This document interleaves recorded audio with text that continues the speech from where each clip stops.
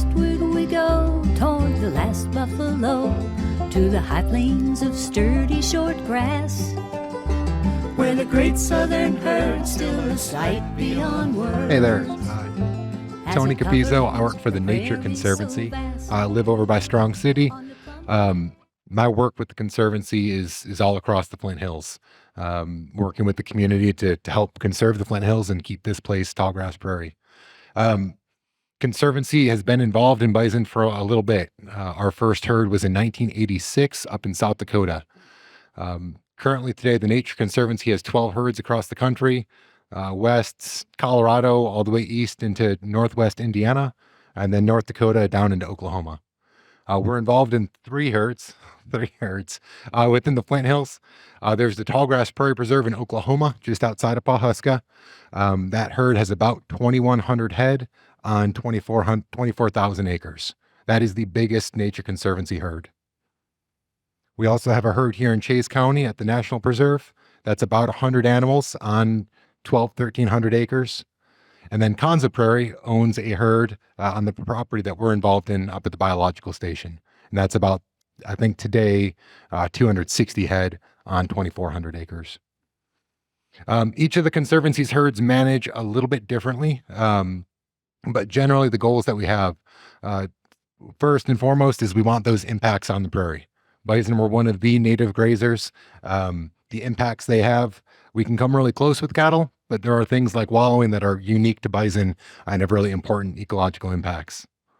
Some herds also have bison conservation, species level conservation as one of their goals. So for example, our herd at the National Preserve, we call it a satellite herd for Wind Cave National Park. Wind Cave up in South Dakota has some unique genes that aren't found in other bison populations. They didn't have enough animals at Wind Cave to be sure of keeping those genes. And so the Conservancy partnered with Wind Cave, and we have several herds, two in Kansas, the National Preserve, and at Smoky Valley Ranch out by Colby, where we have satellite herds, where we've pledged that we will only bring in Wind Cave animals. Don't have a monopoly on the genetics. We've sent them out to many other people as we sell excess animals. But our promise is that we are a closed herd with Wind Cave as far as the animals we bring in. And if they should ever need animals up at Wind Cave, we've promised to send every excess animal we have that way until they're made whole again. And then the third main goal that we have with our bison management is research. Really looking to understand better the impacts that these critters have on the landscape and learn from that. There's a lot more rabbit holes we could go down. I might say that historically, income from bison, we've all put all that income back into our conservation work. And so some herds are kind of a balance between conservation and production objectives. Our herd at the National Preserve is really conservation focused. And so we keep a sex ratio of about 50-50, between 50-50 and 60-40, female to male.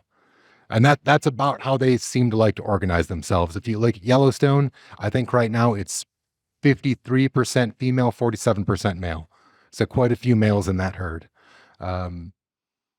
As you were talking earlier, when we remove animals from the herd, we tend to remove younger animals with the goal that once you're 5 or 6 on the National Preserve, you're going to spend the rest of your life on that property. There's a lot there.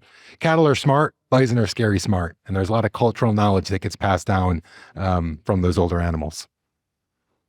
I might pause from now and hand it on, but yeah, that's kind of our program in a nutshell.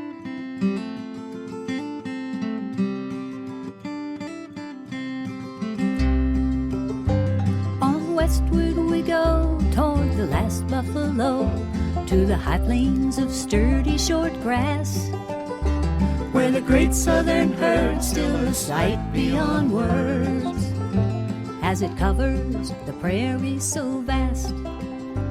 On the Plum Creek and Turkey Creek, smoke